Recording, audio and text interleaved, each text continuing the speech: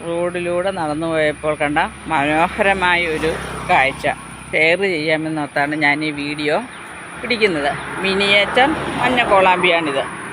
മഞ്ഞക്കോളാമ്പി കുറേയധികം നട്ടിരിക്കുന്നു.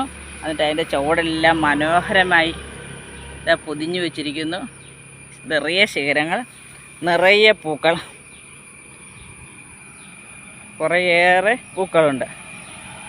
കമ്പ് നട്ടാൽ വളരെ വേഗത്തിൽ പിടിച്ചു വരുന്ന ഒരു ചെടിയാണ് മഞ്ഞക്കോളാമ്പി. അതിൻ്റെ പൂക്കളും മുട്ടുകളും നമ്മളെ ഒന്ന് ആകർഷിക്കും. നാളെ വിരിയാറായ മുട്ടുകൾ, ചെറിയ ചെറിയ മുട്ടുകൾ ഉണ്ടായി വരുന്നു. ഇതിൻ്റെ ഇലയുടെ ഭംഗിയും ഒന്ന് കാണേണ്ടത് തന്നെയാണ്.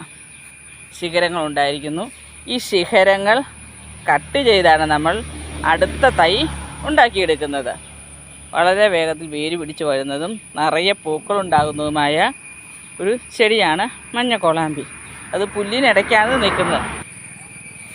കുറേയേറെ സ്ഥലത്ത് ഈ മഞ്ഞക്കോളാമ്പിയുണ്ട്.